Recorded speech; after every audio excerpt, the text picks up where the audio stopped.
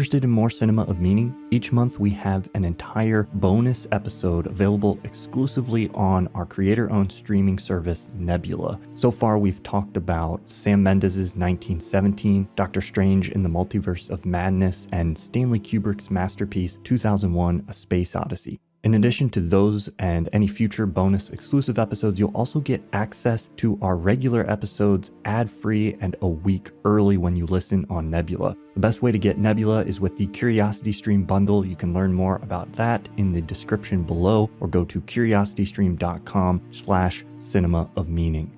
You can even plug the Nebula feed into a normal podcast player and listen wherever you like. Sign up today to get more cinema of meaning and access to all the other great content on Nebula.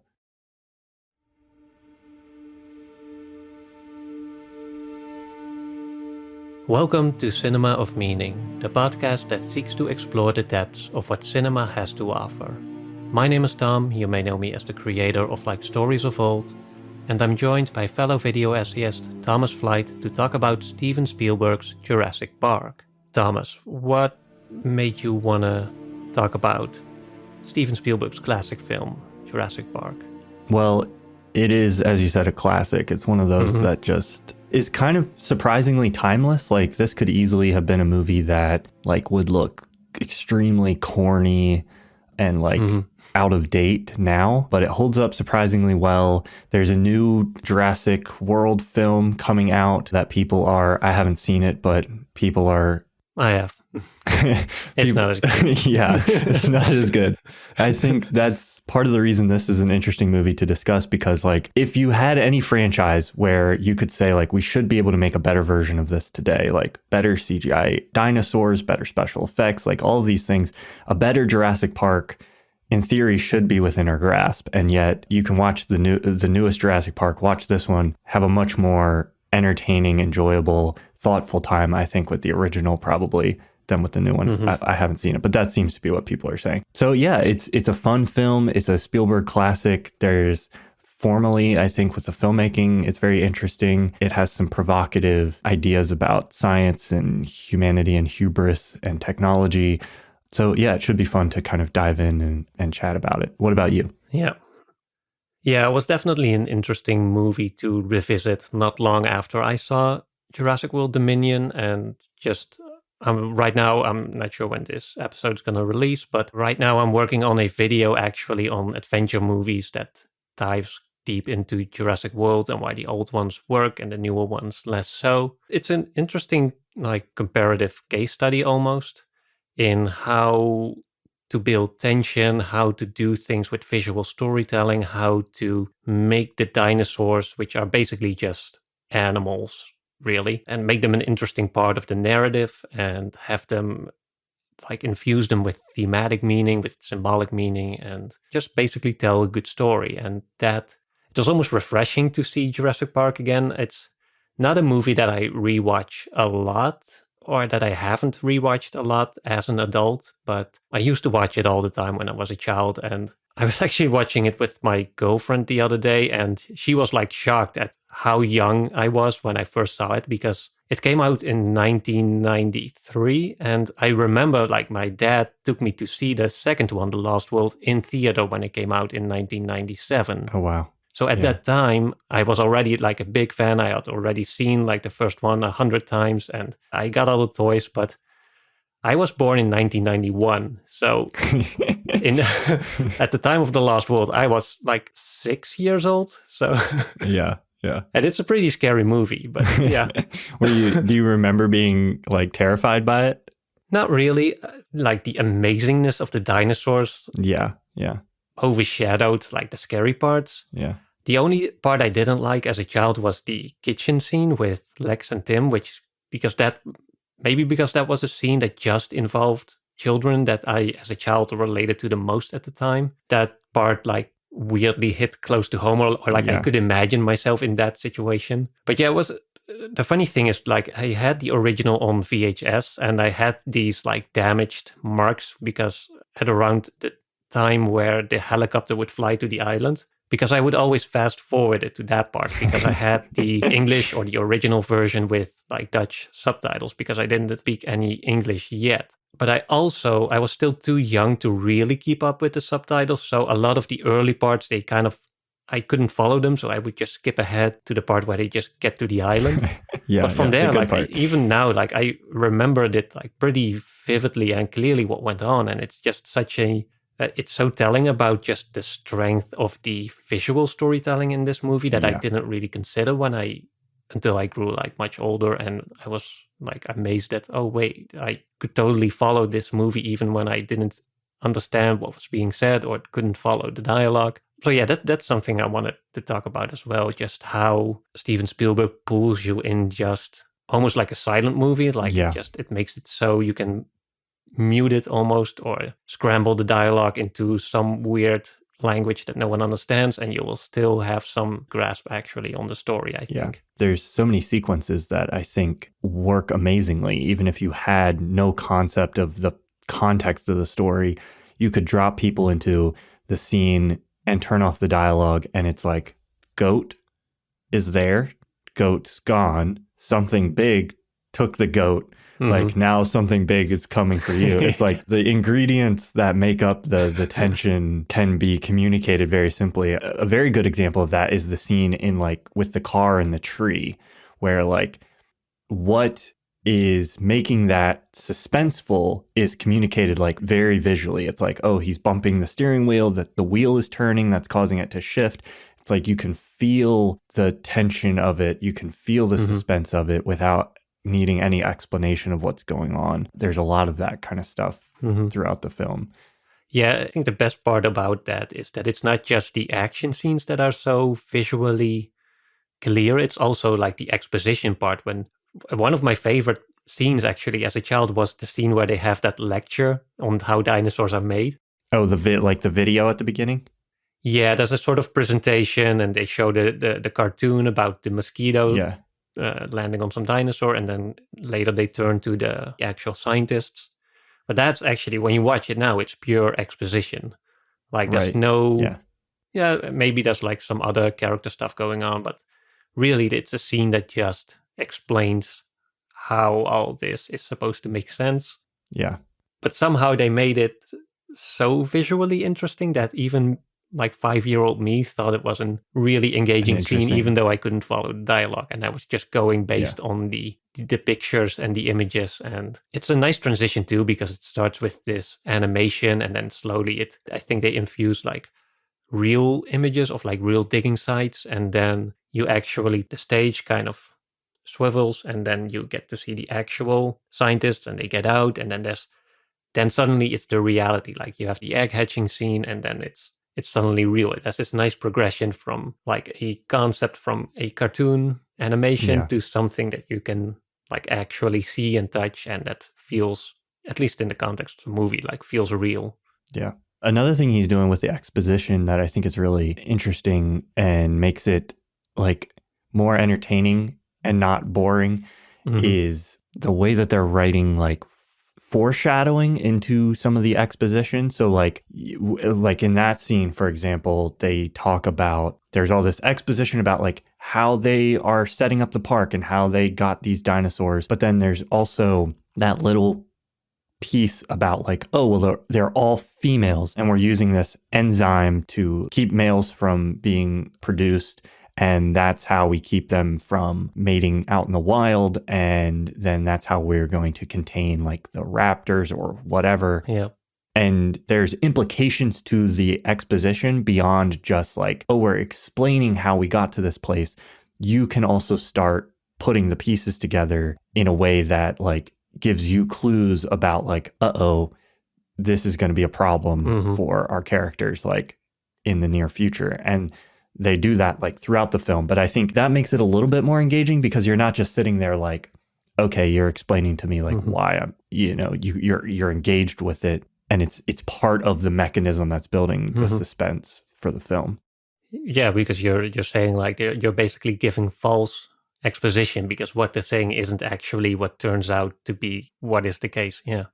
Like as a side note, there's a small detail that I didn't notice before, and that's in that same scene where they also explain the genetic string that's made up of like millions of lines of DNA, and they go through this effort to explain like oh, if you want to read it all, it takes like 1 second for each line. And if you do it 8 hours straight for like so many years, then you'll still not be done or something Yeah. like that. But then later in the movie, when it's a completely irrelevant scene, but there's when you have Nedry's character who scrambles the computer programming, and then Arnold, he is looking through the code and he says like, oh, it's like, I'm going to have to reread every line, and it's like 2 million lines. And then Yeah. if I remember correctly, he mentions the exact same number of lines as the initial exposition scene mentions the lines of genetic code. And then in that earlier scene, we get the explanation already of how long something like that would take. And then here we have this irrelevant situation where it has the same implications, basically. We're already communicated that, okay, that's not going to be something that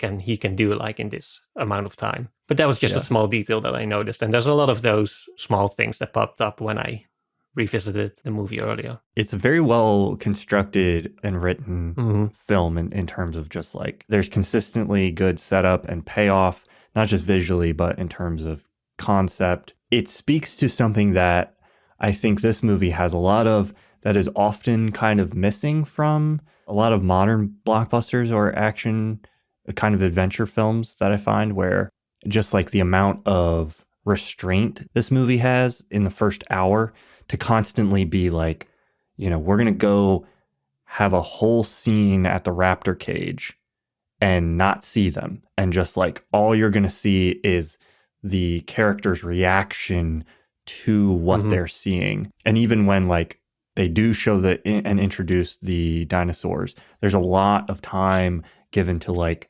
how are the characters feeling about this before we even, as the audience, get to see that, which I think is something that like some people miss out on is especially now, this is almost the detriment sometimes to special effects and visual effects getting better in some cases, is like there's almost this desire to be like, oh, we can show these really cool environments or dinosaurs or whatever, so let's just throw everything out there on screen, instead of, I think, you can almost feel, it's not in a bad way, but you can almost feel there's a consciousness, since they were using so much early digital like visual effects in this film. There was like an attention to like, well, we have to frame the fake digital dinosaurs within a physical context and a reaction on either side, because if we just put it up there, you know, it might look kind of fakey. But if you see it right after these characters are like, wow, their jaws are hitting the floor and they're like, wow, this is amazing, you can't help but like be kind of like invested in the amazement, even if what you end up seeing is maybe like, okay, you know, it's not that amazing like in reality. I don't know, I just like, I'm impressed by the usage of that kind of like build up and investment in the human emotion prior to even revealing what we're seeing.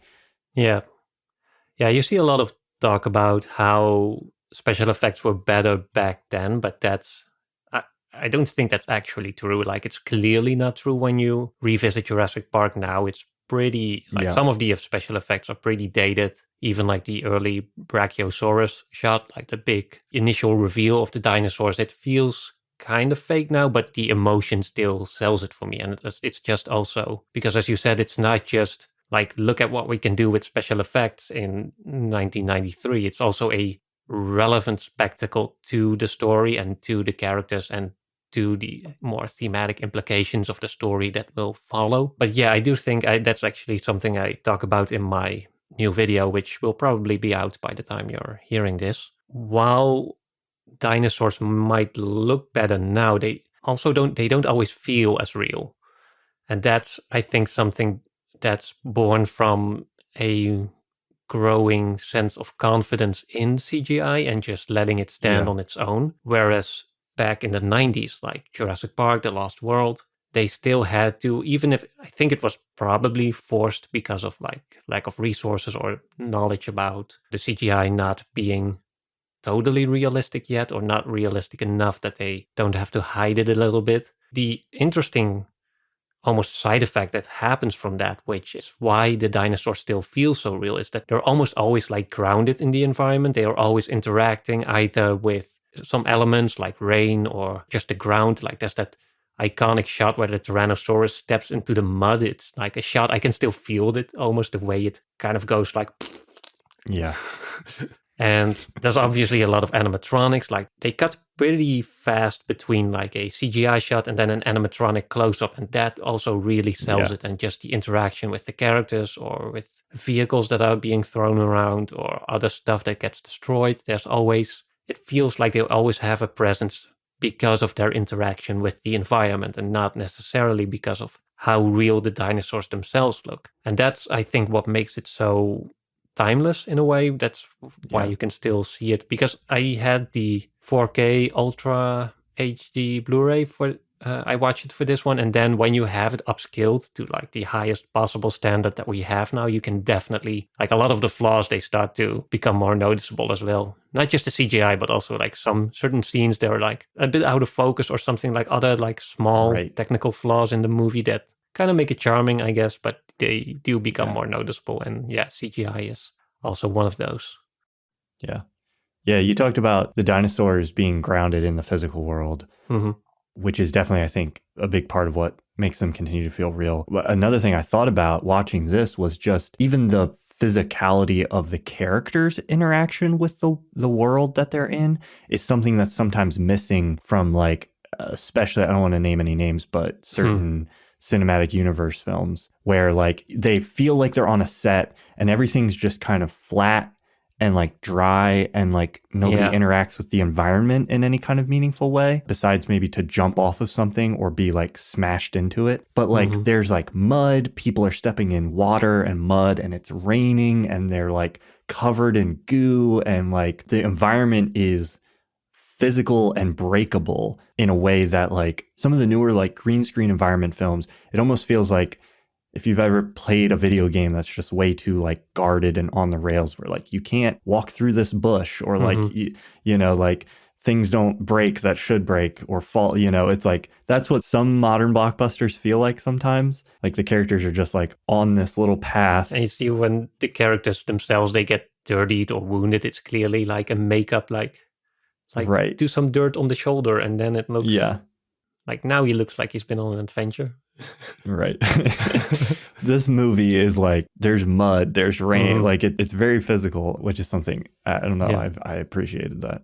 Yeah, so let's dive into the deeper meanings a little bit. Yes. It's obviously been a movie that's been talked about to death almost in terms of what it means and what it signifies. I wanted to ask, have you ever read the original novel that it's based on, the Michael Crichton novel? No, but I've heard it's good.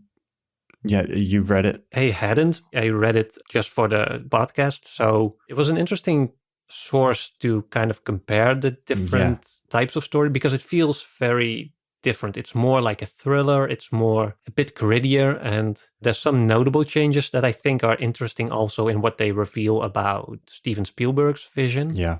Like for me, the most notable difference, besides like there's some obviously stuff that got cut out because of length. Like there's this giant jungle cruise sequence that was sort of adapted into the third Jurassic Park film, but they obviously, it's cut for time, and it probably wouldn't have added much to the plot anyways. But for me, the most notable difference was Hammond's character, the boss or inventor of the park, who here in the movie is presented as this genuinely optimistic yet kind of ambitious / ruthless businessman. Like there's a pretense to his character and there's a reality to his character, like behind the scenes. Like on the one hand, he's like, this is the most amazing thing we've ever done, and the park should be accessible to all, and we've spared no expense, and at the same time he's underpaying his staff to the point where they are engaging themselves in like espionage or I don't know, black market dealing or something, whatever's going on there.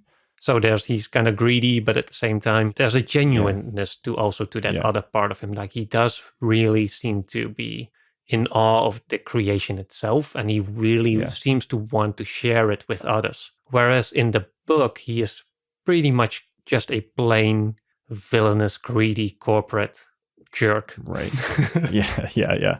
The interesting part is that the whole reason that he even created Jurassic Park is that if he used the genetic power for like pharmaceuticals or other like essential elements to a society, then there would be like a much bigger spotlight and there would be much more backlash for things to be affordable and things to be governed, and there should be more bureaucratic layers. And he said like, but when you make some entertainment, something that's basically superfluous and just adds to people's lives, then you can charge whatever you want, and then you don't need like as much oversight because, you know, it's not essential to life, it's just entertainment. And Yeah. he really, in the book, he really wants to sell it just to like the rich families. And there's a comment in the movie, I think it's made by the attorney character, that they can charge like 10,000 a day and anyone will pay. And I think that's almost a line that's actually said by Hammond in the book. Yeah.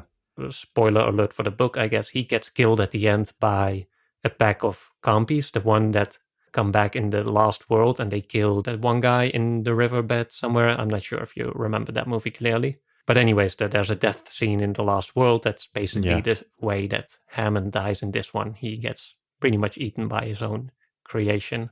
But yeah, that's something that I thought was really interesting, the way the motivations behind the park play into the kind of thematic meaning of it. And right. Yeah. I'm not sure what your thoughts were on just Hammond's point of view and what the park means to him, and by extension, what it should mean to us. Yeah, that's interesting because Hammond in the film is naive in a sense, like, or he's painted as just kind of like, you know, oh, he thinks this will be this great, fun, cool thing, but then like he's just not careful enough, or like the message of the film ends up being like, well, maybe if he had been more careful, he could have pulled it off. But it was this hubris of like bigger, best, like, let's go all out. Let's, you know, let's get it up and running as fast as we can, is kind of where things went wrong. Whereas what you're describing from the book is a little bit more of a cynical, like a character that's driven purely by profit motive. Yeah, he still has the same naivete about like the technical part of it. And right. Yeah. Like in the movie, he thinks he has it under control, even though he hasn't. It's just that his motivations are more like, yeah, I think cynical is a good way to put it. Like he wants to exploit it for profit, basically. That's his sole motivation. Whereas Steven Spielberg obviously makes it, both the character Hammond look more sympathetic, but he also, the movie as a whole feels like, even though the park went wrong, this whole idea was still mesmerizing and awe-inspiring, and he definitely communicates a certain beautifulness through it all. Yeah. Which I think is interesting, the way it plays into the kind of dinosaurs as this metaphor for nature or the forces of nature at large, and the way we think we can control it, and even that there's maybe a desire for it because we see it as so awe-inspiring and so beautiful, and so we want to have like some part of that or something, or we want to be able to contain it in a way that is more convenient for us than just being witnesses on the outside. This episode was brought to you by Mubi, the curated streaming service showing hand-picked exceptional films from around the globe, which both Thomas and I have been big fans of for many years. They have a fantastic library of amazing films, and they add a new one every day. Whether it's a timeless classic, a cult favorite, or an acclaimed masterpiece, there's always something new to discover. And if you want to listen to more in-depth discussions about cinema, Mubi's acclaimed audio documentary series, The Mubi Podcast, returns this summer for its second season. This time it's going to focus on movie theaters themselves. It's titled Only in Theaters, and the new season will tell surprising stories of individual movie theaters that had a huge impact on film history and in some cases, history in general. You can listen to the latest season of the Mubi Podcast absolutely free wherever you get your podcasts. And if you want to try Mubi itself, you can do so for free for 30 days by going to mubi.com/cinemaofmeaning. That's Mubi, mubi.com/cinemaofmeaning for 30 days of great cinema for free. Click the link in the description or go to mubi.com/cinemaofmeaning for your extended 30-day free trial. The changes from what you're describing, I think, make what's in the film a little bit more like relatable and immediate and kind of personal, in that like most of us probably aren't in an immediate tangible sense like relating to a character that's like, I'm out to just like maximize profit at all cost and I'm Martin Shkreli or something. Whereas the idea of being kind of romanced by nature or technology or some kind of like ideal of progress that seems really cool, and then having that like accidentally come back and bite us in the butt, literally in this case, is a little bit more immediate and relatable. So who knows if that's why those changes were made or... Yeah. Part of the reason that I wanted to ask is because even after all these years, I still can't quite put my finger on what exactly Steven Spielberg's style is. There's definitely like people use the term Spielbergian filmmaking, or at least I've seen it like numerous times, but I still can't quite articulate what it is. When you watch any of his movies, there's a clear, we talked about like there's a grounded feeling to it, there's a physicality to it. It feels in some way very real and visceral and tangible, but at the same time, it's clearly also movie reality. Right. Yes. It's not realism. Yeah, but it's not magical realism, I don't think. It's still, it feels real, but it feels like a cinematic version of our own universe in a way. Because you have the exaggerated blocking and the deliberate camera movements, but there's also the little things. Like I always thought it was kind of funny the way Ellie Sattler's character goes into the breaker room or the circuit room, and there's these big giant buttons that kind of light up individually, and it's all, the letters are big, and it all feels like movies fakery or something. Yeah. Or when Nedry, he takes his Jeep and he hits the way sign, and then he tries to put it back up, and then it spins around. There's a big giant arrow that's heading the wrong way, or he doesn't know which way it's going. But it's all like these exaggerated physical elements in the world also. Yeah, I don't know what to make of it, really. And there's a lot of those backlights, those dramatic backlights, where there's basically a spotlight behind characters somewhere, even though there's no real reason for that to be like a giant spotlight behind them. But yeah, it makes the movie feel kind of dreamy, kind of Hollywood, like a sort of idealized version of what I imagined Hollywood would be like these giant big movie sets with animatronic dinosaurs, because it feels like a movie set, it feels fake, but at the same time you're completely immersed in the reality of it all. It communicates something really special that I'm not quite able to articulate. I don't know if you've had a chance to see Spielberg's West Side Story remake. Yeah, I have. But it was interesting watching him do a musical, because there's a lot of the same feeling watching that. And it kind of makes sense with his style, fits so well into that kind of the heightened reality of a musical that in some sense, I think it almost illuminates some of what is going on. The era in which we kind of really came into film, or like cut our teeth on, like as we would have been teenagers, like realism was becoming a very prominent like aesthetic of film. It was like, we have digital cameras now, lighting, it becomes extremely naturalistic, like handheld camera work is kind of the norm. Even big like action blockbuster directors like Nolan probably being the biggest, it's like realism is maybe the wrong word. Naturalism, I think, is like a more appropriate term, where it's like the lighting is all motivated. We're going to make it feel and look as real as possible, even when ridiculous things are happening. Whereas you watch something like this and it definitely feels like it exists in a different space, which is much more like almost conscious of itself as a story and not trying to like escape that, but also like playing within those boundaries in a very creative and evocative way. And I think, like, to me, Spielberg is like the pinnacle of a certain style or form of filmmaking. That's like the progression of Hollywood, like studio filmmaking, and kind of the language of filmmaking that was being developed within American cinema and Hollywood, and just kind of like pushing that to its best ultimate form and possibility in as artistically credible a way as you can, without like deconstructing it or really like taking it apart, which is a lot of, I think, what's happened like kind of in the last like 15 years. And so it feels like this different thing almost, but it is kind of hard to quantify. But yeah, it's a lot of like, to me, like the lighting and things are part of what places it, but like the camera work and the type and intentionality of that camera work is really absent from a lot of modern work, I think. Because it does so much for the tone of a movie. Yes, because yeah. Jurassic Park, it's pretty, like, it has some scary, like, horror elements almost, but yeah, even like as a child, going back to my early experience with the movie, like I still thought this was like a fun adventure, and I still had these overall optimistic or positive feelings when I think about the movie. It's not, even though it ends up kind of denouncing its own idea and that maybe all of this was a bad idea, like it doesn't feel that way to me, or at least it didn't when I was young. And even now, like it still manages to communicate a certain excitement or like a dreaminess to it that's maybe undercuts itself a little bit in what it's trying to say in its messaging about how there maybe shouldn't be a Jurassic Park, even though we just had like the time of our lives with it as a viewer, not as a character in the movie, that is. But I mean, even the characters in the movie, though, like you can identify with the excitement and all that some of the characters are experiencing. Grant is the name of the little boy. Is that his name? Alan Grant is the main character. Oh, sorry. One. Yeah. Tim, I think you're referring to. Yeah.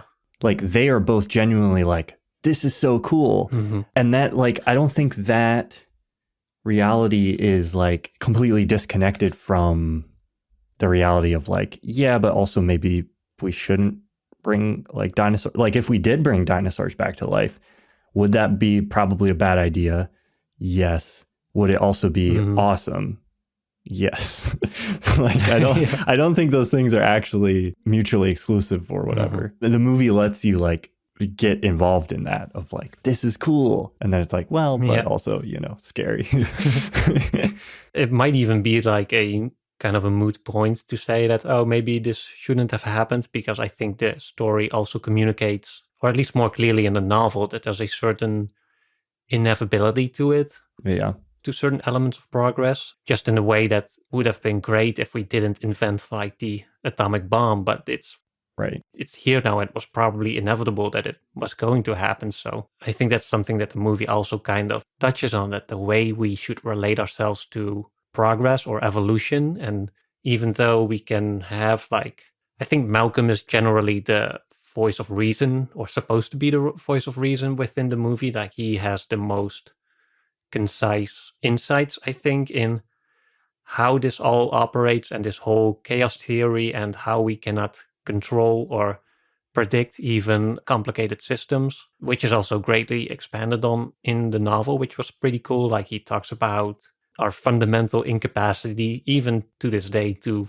predict the weather beyond like a few days from now, because when you have like such a complex system, I think that's mentioned in the movie too, the butterfly thing, where a butterfly flaps his wings somewhere on one side of the planet, and then on the other side there will be a hurricane instead of sunshine or something like that. And that's not because of that one single butterfly, but because there's millions of other factors that you cannot comprehend in any sort of predictive model, and that makes it kind of scary. Like there's the obvious point, like to what extent can we control it, and maybe should let go of control, or be at least hesitant in engaging with these systems where we may not be able to predict where it's going to go. But at the same time, there's also that question of maybe that's not the right question to ask. Like maybe there is an inevitability to it that's maybe it's already out of our hands. Like that's maybe a good way to put it.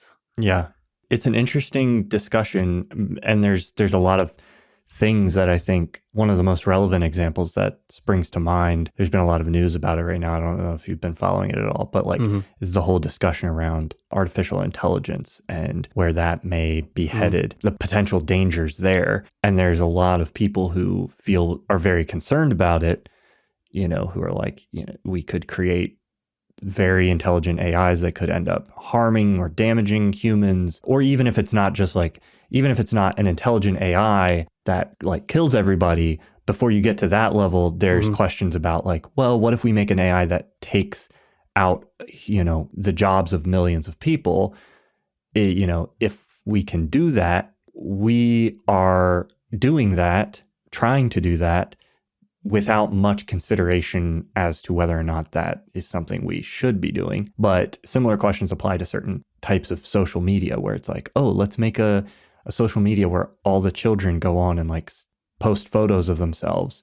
It's like, that's something we can do, but are we giving consideration to whether or not we should? And I think like some limitations are possible. We put some limitations in place and regulations in some places. But there also does often feel like an inevitability to a certain kind of progress of just like, well, the AIs are coming, they're getting better, and the questions of how do we deal with that are maybe the more relevant ones than like, can we stop it? But yeah, but with that example specifically, I feel a similar way that I feel about like resurrecting dinosaurs or something, where I'm like, I look at a lot of the AI stuff and I'm like, this is so cool. And also it's scary and like it's impossible to unravel those feelings in myself. It also connects to the issue of responsibility because there is a kind of attitude from Hammond. I'm not sure if it's as clearly in the movie as in the novel that like he's basically like, oh well, if we're not going to do it, like someone else will. So you can also take that inevitability as a kind of license sign to or like as a do whatever you want as a way to absolve yourself from personal responsibility. But of course, if everyone thinks that way, then the inevitability also becomes manifested in. So it's kind of this self-fulfilling prophecy kind of thing. But yeah. Are we all stuck in Jurassic Park? Who knows? We're gonna have to look through the lines of code, get the fences back online. I absolutely love that sequence where they're crossing the fence and it's cross-cut with them trying to turn the power back on. Is the kind of just like cheeky, like the dramatic irony of it is so beautiful and wonderful, where they're like, you want them to get the power back on, and right when they're finally getting to it, all of a sudden it's like, no, you don't want them to do it. That's a great kind of ability to bring together, I don't know, play with like the emotions of the audience in the sense of like what you're wanting, what you're rooting for, the suspense, all these kinds of things. That's very like fun and playful, even in the midst of like the sense of tension or suspense or scariness. And I think that goes back to something you were talking about earlier, where it's like, it doesn't feel like this dark, heavy, like horror movie. It feels more like a fun, playful, like thriller. I think that's also as a sort of side note, but there's some criticism for Steven Spielberg's Schindler's List. They kind of come down to that point where he has, there's a scene where, not to get too deep into Schindler's List, but there's the scene where a lot of women are guided into these showers, and you're kind of anticipating that it's like the gas showers from in the concentration camps, but then there's the dramatic tension builds, and then it turns out it's just regular showers, and then it's kind of this classic Spielbergian moment of building tension and then having that kind of cheeky reverse that relieves the tension, but then you're also doing like a movie on the Holocaust, which is that always appropriate? Doesn't quite gel together.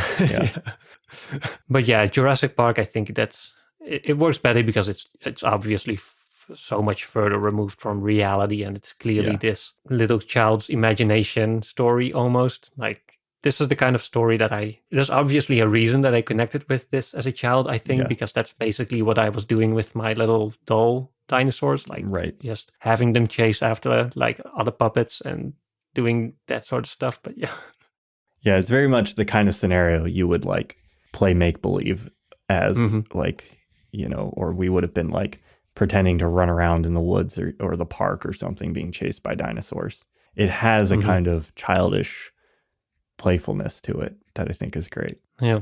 Even though it still has, as we've talked about, it still has something to say. Like, it's not slight.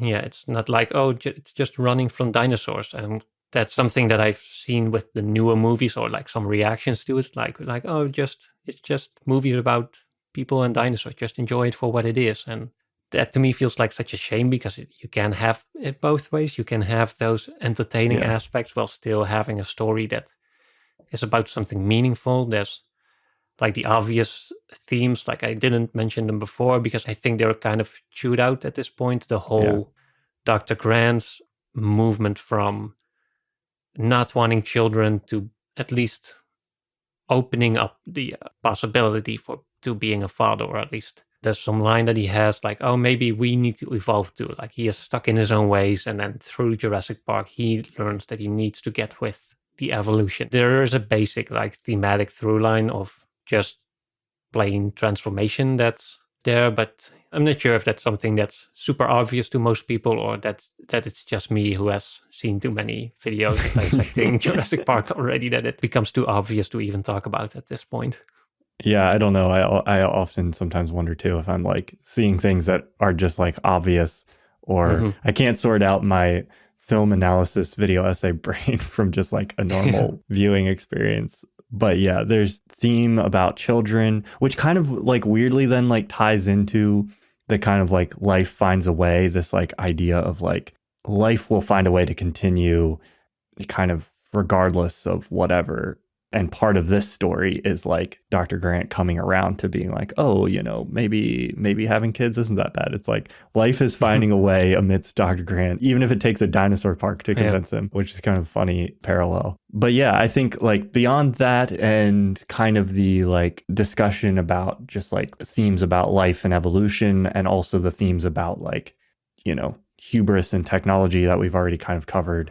Is there anything else? I've seen it very, you know, not very many times compared to you. I saw an interpretation once that kind of views it through a biblical lens, with Jurassic Park being this kind of Garden of Eden and the dinosaurs being either angels or maybe the Tyrannosaurus was even God. And then at the end, the human beings they tried to meddle with the forces of God and they were cast out. Right, yes.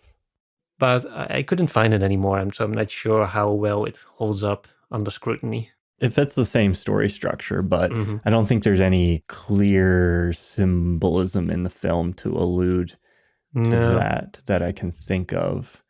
Sometimes when Spielberg does the spotlight backlighting, it kind of creates this angelic light on certain characters. But I don't think that was intentional. There's some interesting gender reflections as well on this movie. There's a lot of, it's kind of subtle, but when you start to look at it, it becomes really obvious at how much of a role gender plays in this movie. Like the way all the dinosaurs are initially female, but then there's the life finds a way kind of thing. It kind of flips around our conception that in nature, at least, like sex is this biological binary, even though they display there's plenty of species that can either change their own sex or even procreate without having a partner from the other sex. And that there's just some interesting notes that I thought were like surprisingly progressive, albeit probably unintentionally, but it does contribute, for me at least. It kind of enhances the point about nature being more than, it's always going to be greater than the kind of mental constructions we put around it. Like the moment we think we see something or we think we control it, even just in our own social constructions, then it will do something to subvert our understanding. Just in a way that we have like categories of like mammals and then birds, and then there's then at some point we discovered like what's it called? The platypus, I think in English. Right, yes, yeah. the kind of sort of category defined water bird, aquatic bird that does the mammal kind of raising his children. Yeah. But there's a lot of the things where like we project like certain constructions on nature and categories, and then nature will always find a way to somehow subvert our expectations. Yeah. Make us seem stupid again. Yes. That's, I think, a bit of an emphasized point in a lot of. It talks about like we cannot control nature in like the more physical sense, like we cannot contain it within a literal cage, but it's also about how we may not be able to conceive of it like mentally, or at least not capture it completely in our own wisdom and our own knowledge. And that's something that I thought was pretty interesting. Yeah. It kind of plays with the traditional gender roles with the like hero that you might expect in a film like this too, where like none of the guys in the movie kind of slot into the role of hero. You kind of have all these guys like Dr. Grant and, you know, Hammond, Malcolm are like there, but then like there's very little like heroic action being taken. He goes to save the kids, which is kind of almost a subversion of like what you would expect. I don't know, I could just imagine a version of this movie where it's like the Indiana Jones version, where you have this one guy who goes and like does all the stuff. So that's basically Muldoon's character, the safari hunter guy who immediately gets outsmarted by the raptors the Right, first yes. encounter he has with them. Yeah. But that's basically like today, he would be the main character and he would be cast as Chris Pratt. But yeah. Right, yes. Yeah. There's versions of this movie where you got like the swashbuckling guy who knows how to deal with the dinosaurs, and that just like doesn't exist here. Instead, you get like a cast of characters that all kind of have their flaws and all who do different heroic functions at different times, but are mostly just trying to survive and escape. I was thinking about that. I was reading a piece about Top Gun Maverick and like the kind of how the leading man as a role is kind of disintegrating and like going away. And then I watched this the same day and I was like, this was kind of an early harbinger of that kind of movement, I think, away from like, there's a hero that's normally played by a guy and he's going to save the day. It's like, we don't get that in this movie. No. But at the same time, you don't miss it at all. Like, I think these are still some of the most compelling characters ever put to screen. Like, and even though they don't necessarily have those traditional traits, maybe. But I think it because the movie is really effective at giving its characters these unique insights and skills and then like tying them into the story in a way that makes them inseparable from it. Yeah, yeah. So they really, all of them feel in their own way like integral, not just to the plot, but also to just the way the whole story functions. It's so clear to the audience too what everyone's specialty is. Like Malcolm is the kind of sort of jester who kind of humbles the king by showing him or like pointing out his hubris. And then you have Ellie Sadler, who is more she's the paleobotanist. She knows about the plants and she knows like, so when they find the Triceratops, like she's the one who knows how to handle that situation, or she's able to provide some insight into it that none of the other characters would have been able to. And then there's obviously Alan Grant, who knows about the dinosaurs. So he knows when you encounter like a T-Rex, you do not move. And when you encounter a raptor, then you're screwed and it's probably already too late because they're super smart. Like that last point, for example, they communicate that in one of the opening scenes of the movie. It's so, I don't know, it's just so clever in communicating a lot of these. There's that scene where he talks to this kid at the digging site about the raptor claw. Like he's found the raptor claw and the little kid's like, oh, it's just a big turkey. And then he explains to them like, well, the raptor, it's not like the T-Rex whose vision is based on movement. And they are like clever, and he kind of demonstrates their attack pattern, and it doesn't just tell us something about his character and the kind of knowledge that he has, but it's also already building some, like planting those seeds for later encounters. Like when we encounter the T-Rex for the first time, we already know as the audience, like, oh, yeah, they should probably not move. And then when that lawyer guy runs out, like, you know, like, oh shit, that's not going to be good. Yeah. But yeah, that's just a bit of a side note about, again, how good of a story this is. Yeah. I think more people need to go back to some of these classics. I'm a fan of a lot of stuff that like breaks form and kind of deconstructs traditional story convention or like structure. I think a lot of times like story structure is adhered to into like rigorous and formal way when there's a lot more freedom to do stuff than sometimes people think. But I do think that a lot of the tricks, quote unquote, that like made a lot of these like classics fun to watch, like the suspense, the elements of suspense, how, you know, there was a setup, you would like introduce a concept with a setup, and then you would have like payoff later on for each thing. You can construct a movie in such a way that it's like setting up a row of dominoes and then knocking them over. It can produce this like very satisfying experience. And there's a lot of just like writing, I think, that could benefit from that kind of approach and thinking, and just not what we get sometimes these days, which is just like, how can you surprise the audience? Like, it's like, yeah, subverting expectations is all built around like, you know, going on your merry way and then just trying to like sideswipe the audience out of left field. Just doing like meta commentary and right. Look, remember this? Or yes, here's this thing you saw before. Yeah. Like there's a difference between making a reference to something that showed up in the past and something that's like a deliberate setup that is going to pay off. Like the setup is, I'm giving you, the audience, a piece of knowledge that like you will then use to kind of like see a clue in the future about in like later on in the story, you'll use that knowledge you got earlier in the story to like predict that something's going to happen, or like see something like a second before the characters do, or something like that. And like that's satisfying, just being like, you remember this thing we showed you before, here it is again. That's not that's not a setup and payoff. Yeah. But anyway, end rant about why Jurassic Park is better than